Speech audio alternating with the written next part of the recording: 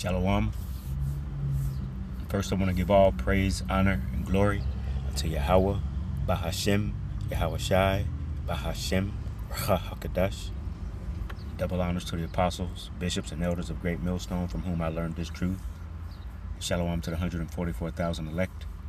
I am Mike Allah, and I have a video that I want to play, and it's from a scholar. I believe he may even be an attorney, but his name is Shahid Bolson, and he is a Muslim, so he's going to say some things so we can just get the meat off of the bones, and discard the rest. All right. But he does bring about a few valid points, so I thought I would bring out this video, and I will be using it, sharing this under the 1976 Fair Use Act. Fair use. This is only for edification purposes only. This is not a monetized channel, so I'm not seeking to make any money from this video, but just for edification purposes only. All right. And it's about 26 minutes long, but I'm not going to play all of it. I'm only going to play maybe about 10 minutes of it, and I'll stop it along the way and bring out a few verses, because as we always do, we filter these things through the scriptures. All right, that'll be edifying. So I'm going to let it go ahead and play. He can package the dismantling of American empire as the building of American empire. That's what he's doing. Because you have to sell to your demographic. And Americans are not the most mature, the most realistic, the most responsible people in the world, the most well-acquainted with history and so forth.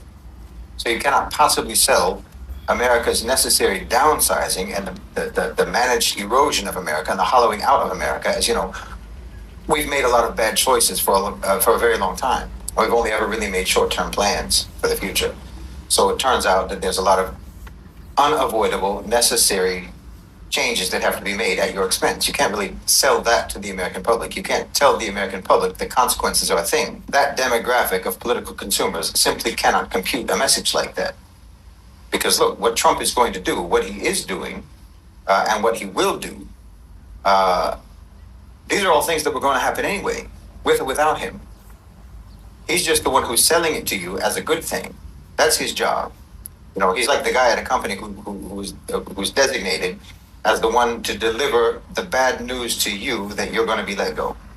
And you designate him for that job because he has a way of presenting it to you. He has a way of presenting to you, you being fired as the greatest opportunity of your life, you know?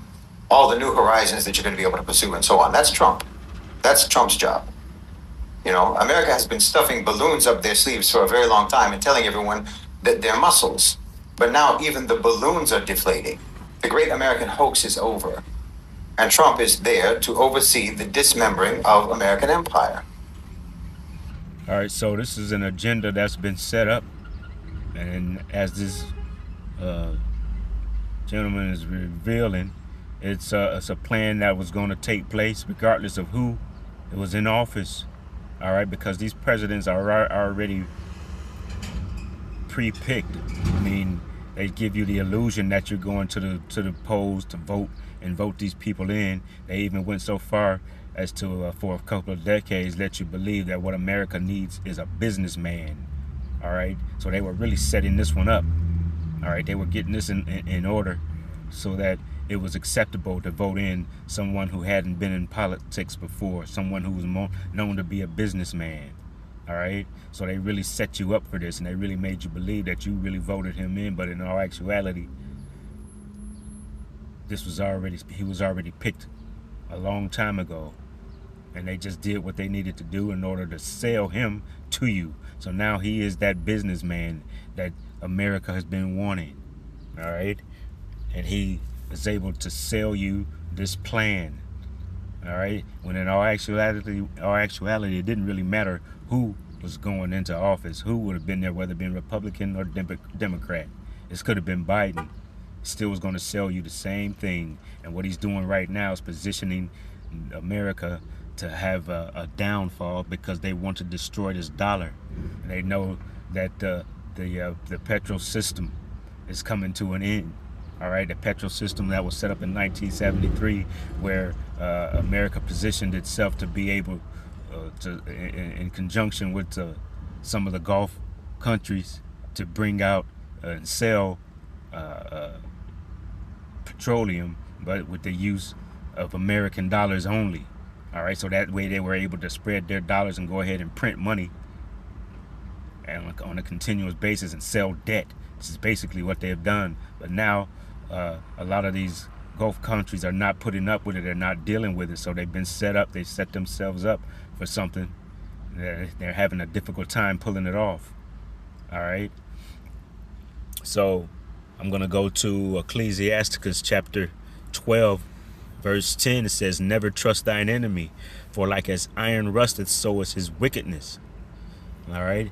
And you're seeing right now, because it's being revealed that this man has set up so many lies before, as he was running for office, and you see that he's gotten into office and he has a whole different agenda. All right, he started off by saying that he was against cryptocurrency, but then the first thing he did once he got in here in this second term, you can see that he's fully with the cryptocurrency. So this is the agenda that they already have put set in order. So he's being revealed right now. All right. Verse 11 says, "Though he humble himself and go crouching, yet take good heed and beware of him, and thou shalt be unto him as if thou hadst wiped a looking glass, and thou shalt know that his rust hath not been altogether wiped away." So it's being revealed exactly what his plan is right now. Even though he told you one thing, he's showing what his true colors are. He's showing you exactly what his agenda is, what his plans are. All right, he even went so far as to redefine, so to speak, the Republican Party by coming out with this MAGA. All right, and even those who voted for him with this agenda, hoping that he was going to keep them in positions of authority and positions of power, are starting to see that they don't matter either. All right, so really the only thing that matters is him. It's his bosses who's telling him to perform and bring out this global agenda that's already been set forth. All right, he was just like this man said, Shahid said, this is just one who they chose to sell it to you. He's that salesman. All right, and he sold you a bunch of lies, and you bought it, America, and you put him right in position. They even made you think that you really voted him into office, but you didn't. That was already set. While he was trying to accuse another in his first time that he ran around, no, actually in the second time, he tried to make you believe that the election had been stolen from him, because he wanted to make you believe that those voting machines were rigged. Well, he was telling you the truth. They are rigged, and they're still rigged. He was just setting himself up because he didn't want two consecutive terms in office. All right, and even if he did, they can see right now that if that was the plan for him to have 2 terms in office, that they are behind in their agenda. So they're really scrambling right now in order to bring this thing forth. All right, but I'm going to go ahead and let this continue to play. The U.S. is going to be isolated. It's going to withdraw, and it's going to be non-competitive globally. Like I said, this is all unavoidable. This would have happened with or without Trump. You've simply come to the end of your life cycle as a hegemonic superpower. And the decay and the decomposition that will follow is just part of the natural process. Trump can't be blamed for that, and he can't be given credit for any of this. But his job is to make you think that none of it's happening, even while it's happening right in front of your face. This is what Trump's main job is. Because look, for example, drill, baby, drill, right? Make America energy self-sufficient, et cetera, et cetera. Fire up all of the dormant oil wells and so forth in West Texas and so on, while simultaneously asking OPEC to lower oil prices, which of course means asking OPEC to increase production. Okay. The way that goes is increase production by OPEC, and if they do it, by the US as well, okay, then the oil price drops, and cheap oil floods the market. out of sync with demand, driving the price down even further. Now the price is too low for it to even be profitable for American producers to drill, to refine, or to extract. You understand? American oil producers need for oil to be at a minimum of $40 per barrel for it to even be worth it. For it to even be worth it to drill and extract and refine and so forth. Meanwhile, OPEC can still make a profit at just $10 a barrel. So you understand, America cannot play the oil game with OPEC. OPEC has the capacity to ramp up oil production if they want to, anytime they want to. They can ramp up oil production. They can increase production to a level within just 90 days that America couldn't reach even in 5 years. In other words, OPEC can decimate the American oil and gas sector anytime they want. The only reason they don't do that is because they want to maintain price stability for their own benefit, for their own reasons. They would rather have oil at $70 a barrel or $100 a barrel rather than $10 a barrel. So they choose to allow America to stay in the game. That's the only reason. But if you're going to ramp up oil production on your end, well, then you better hope that OPEC responds by cutting production on their end just to stabilize the price. Because if they don't, if they respond in kind and they do what you do, and they also ramp up oil production, and then they drive the price of oil down to their minimum profit level, well, that will nuke America's whole oil industry. Plants, drilling sites, refineries, all of that's going to shut down. Tens of thousands of jobs will just disappear overnight. And for every one job in the oil and gas sector, there's at least 2 or 3 jobs that are indirectly related to that. So you were looking at potentially hundreds of thousands of jobs lost by drill, baby, drill. Not to mention, when that happens, no one in the private sector is going to invest in them. See, he had to say that drill, baby, drill. All right, so he can go forth with his agenda, and so he could pump up his the ones that were supporting him to making sure he gets into office. His MAGA group, he had them all pumped up and believing, yeah, we're gonna ramp up production once he gets into office. But he had to do that to get you on board, to get his MAGA group riled up. The oil sector anymore. So you see, no more exports to Europe, no more exports anywhere, no more oil exports, energy exports. Meanwhile, you're going to abandon renewable energy, clean energy, and so on. The Green New Scam, as Trump says, he's very much against that. And at the same time, you have the UAE and you have Saudi Arabia investing hundreds of billions of dollars in the U.S. In energy-intensive businesses in the United States. I mean, Trump said it himself. If oil companies drill themselves out of business, I don't give a damn. That's what he said. So you see how the rhetoric, how the marketing actually sells the opposite of what the policy outcome is actually going to be. I don't think for a second that Trump doesn't know that. I think he knows that. No one who's putting these policies in place doesn't know what the outcomes will be. And that's why the policies are being pursued, because they want to achieve those outcomes, those very outcomes. But you can't sell that to the electorate. You can't tell the American people, we, your private sector overlords, are no longer tied to the success or the prosperity or the stability of the American economy. We have global interests, not national interests. And so we've decided to drive the U.S. into energy bankruptcy as quickly as possible. And maybe then we can sell all of America's oil and gas assets to Saudi Arabia or to China or what have you for pennies. You can't tell the American people that. So instead, you say... So you see, he don't give a shit about you Americans. All right? It's all about a global agenda. He's looking out for those who have allowed him to have this seat in office and sell you this dream, because it's all about the globalists and what they have planned. All right? They feel like already there's too many people on the planet anyway, so they want to starve you and do whatever they can to unalive you and get you out of the way. I'm going to read what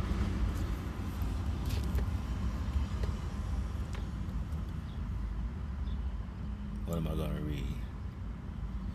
I mean, you can see that his plan is to destroy the dollar so that he can go forth with this global agenda. Micah chapter 6 and verse, I'm going to read 10. I'm going to read down to 12, but I'm going to read this in the NLT. It says, "What shall I say about the homes of the wicked, filled with treasures gained by cheating? What about the disgusting practice of measuring out grain with dishonest measures? How can I tolerate your merchants who use dishonest scales and weights?" Which is what they're doing with this oil.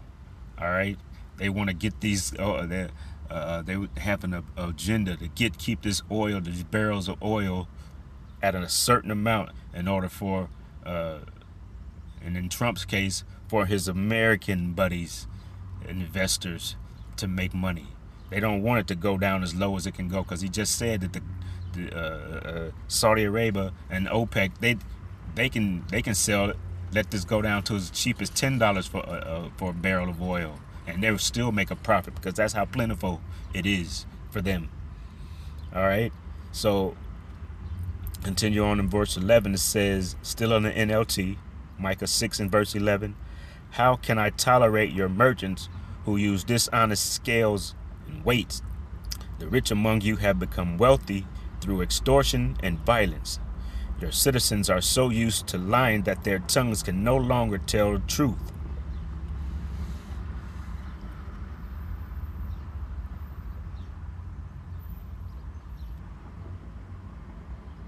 All right, I'll let this continue to play a little bit. Trump says, we're going to drill, baby, drill.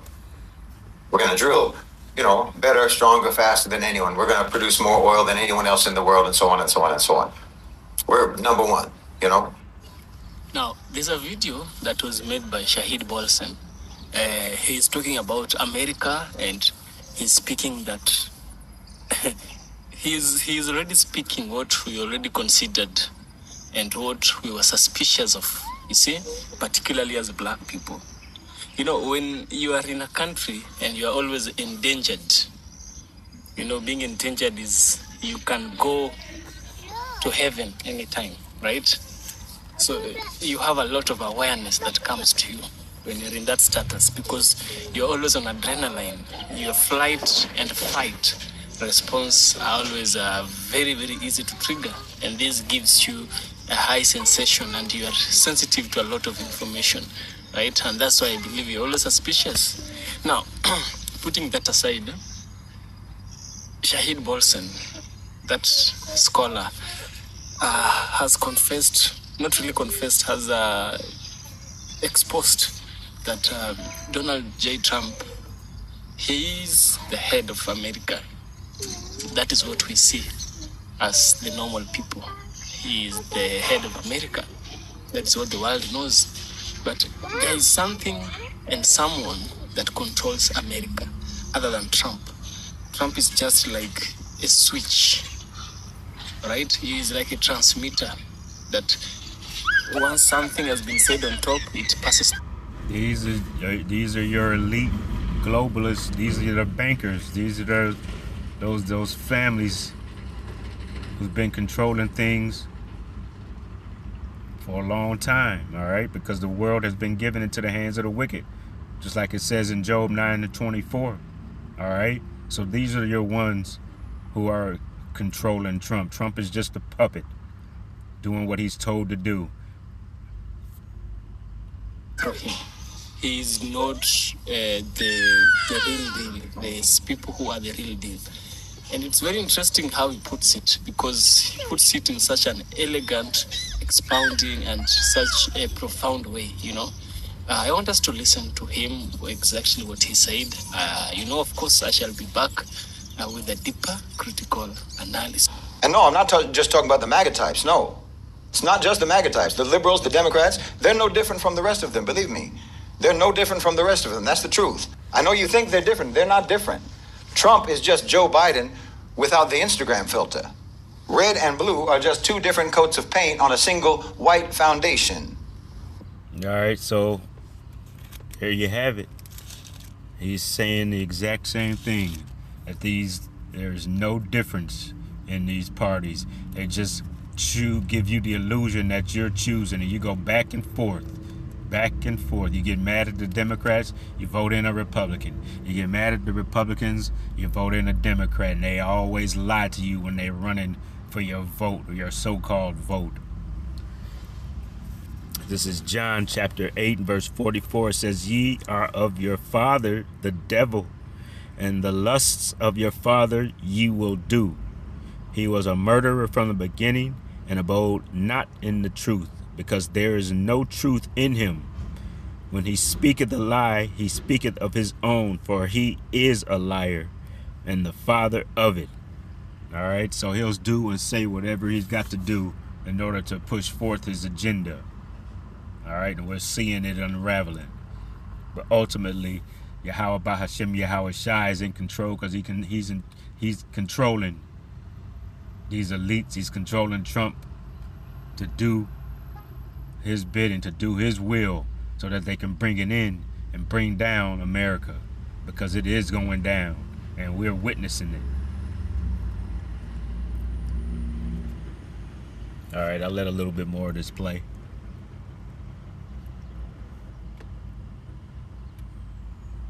Republican and Democrat are just different moods. They're just different personalities of the same power structure, the same myth maintenance system. The myth maintenance system that will employ the most brutal methods without any hesitation whatsoever. Doesn't matter if it's a Democrat or a Republican. So yes, I'm telling you, your Democrats, your Republicans, they're both defense attorneys. You understand me? They're both defense attorneys for the worst serial killer, mass murder, war criminal, satanic monster in history, Uncle Sam. Yes. Trying to argue for leniency, trying to cut a plea deal, trying to tell the judge that he can be rehabilitated. You understand me? Trying to say that he should just be sentenced to community service. Give him another chance. Let him off the hook. Yeah, see, and that's what they're doing. They're trying to save themselves because they think they're in a position to be able to save themselves, not realizing, well, they do. The elite realize it and know what's coming, and that's why they got these bunkers. And that's why they're living in them right now, because they know that this thing is about to come tumbling down. This is Habakkuk chapter 2, verse 5. Says, yea, also because he transgresseth by wine. Wine meaning his philosophies, his democracy that he wants to try to spread around the world. So he is a proud man, and that is Esau Edom.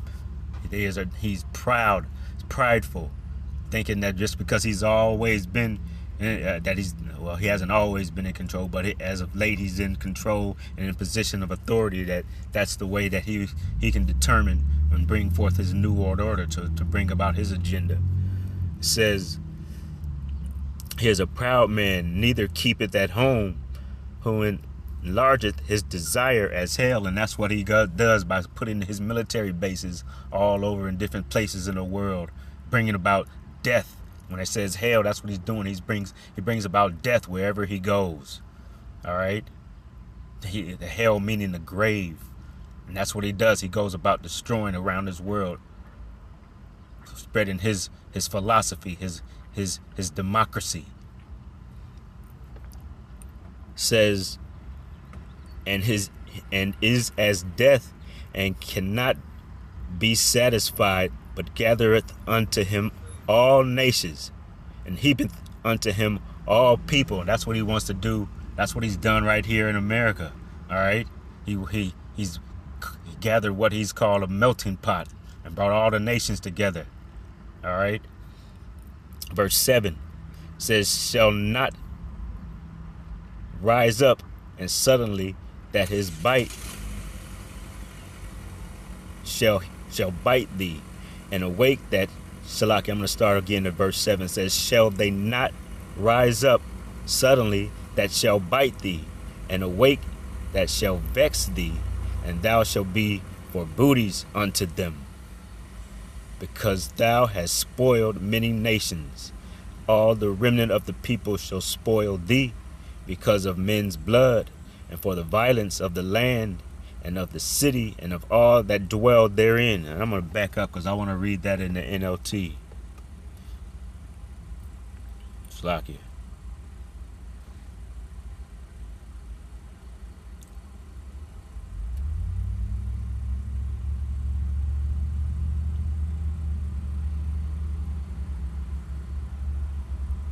Okay, so this is Habakkuk chapter 2, I'm going to start verse 6.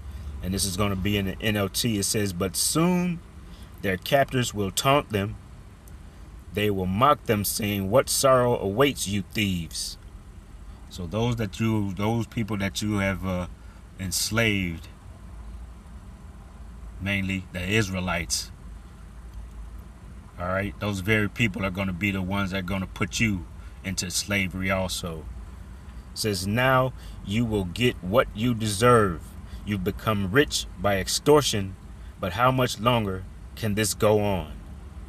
Suddenly your debtors will take action. They will turn on you and take all you have, while you stand trembling and helpless. Because you have plundered many nations, now all the survivors will plunder you." All right?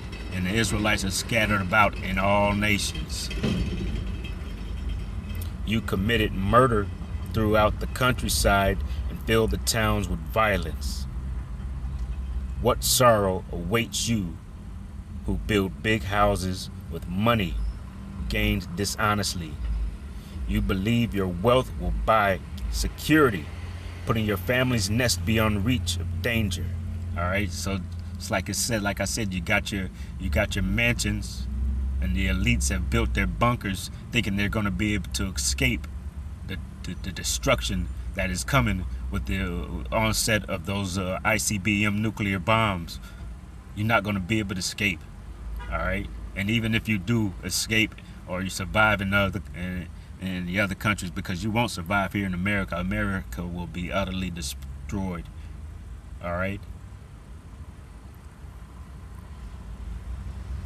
So even if you do survive in these other countries in your bunker, you still are going to be dug out of those bunkers, and you're going to be put in chains. You're going to be put in fetters.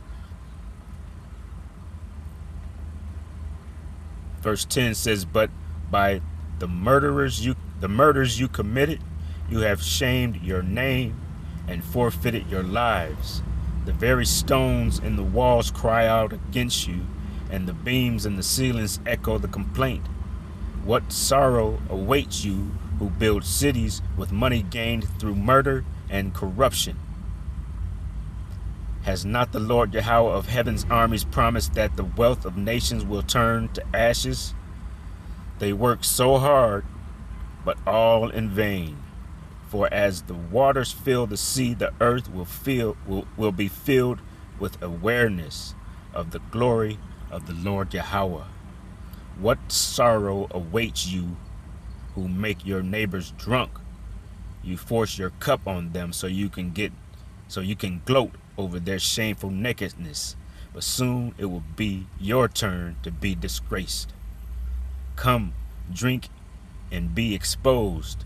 Drink from the cup of the Lord Yahweh's judgment, and all your glory will be turned to shame. All right, because even now you're beginning to see that the curses that were put upon the Israelites for their disobedience, and those curses are now coming upon you. All right, just like it says in Deuteronomy chapter 30, verse 7. Those curses are coming upon you now, upon all the heathen, because these elites don't give a damn. They don't care. All right. So not only is this being done in an effort to destroy the Israelites, but it's also being an effort to destroy all those who are not part of the elite circle. All right. I'm just gonna let a couple more minutes of this play. That's what those parties are. That's what your two political parties are, the Democrats, the Republicans. That's Uncle Sam's legal team. That's Uncle Sam's PR team, trying to bring you on side, trying to bring his own victims on side, trying to manipulate you and trying to trick you and fool you into resuscitating him when he's on his last breaths. Give Uncle Sam mouth to mouth while your ancestors' blood is dripping from his jaws. That's what he's choking on in the first place, your ancestors' blood. Do you understand? America is choking on the blood of your ancestors. It's choking on the blood of Africa. It's choking on the blood of Central and South America. America is choking on the blood of Vietnam. They're choking on the blood of Iraq. They're choking on the blood of Afghanistan. America is choking on the blood of Gaza. America is choking on the blood of its victims. You understand me? And you want to resuscitate it because what? You think that America is going to be grateful? If you revive him, if you revive Uncle Sam, he's going to be grateful. Now he's going to give you Medicaid. Now he's going to give you education. He's going to protect you. I'm telling you, your oppressor is dying, and you want to give him CPR, imagining that he won't just keep on oppressing you if you can revive him successfully. The crumbling of American power, the system devouring itself, imploding upon itself, the system, the state evaporating. That's all in your favor. So please don't talk to me about voting. Don't talk to me about voting. Don't talk to me about Democrats. Don't talk to me about Republicans. Don't talk to me about what the government is going to do for you, what they're going to give you, and so forth. Don't talk to me about participating in representative democratic processes and so forth. You don't have to talk like that anymore. No. No one needs to keep up that charade anymore. Alhamdulillah, that period of humiliation. No, Shaheed. Allah just means power. All right? Call Halayim La Yahweh, Bahashem Yahweh Shai, Bahashem Rahakadash. Double honors to the apostles, bishops, and elders of Great Millstone. Shalom.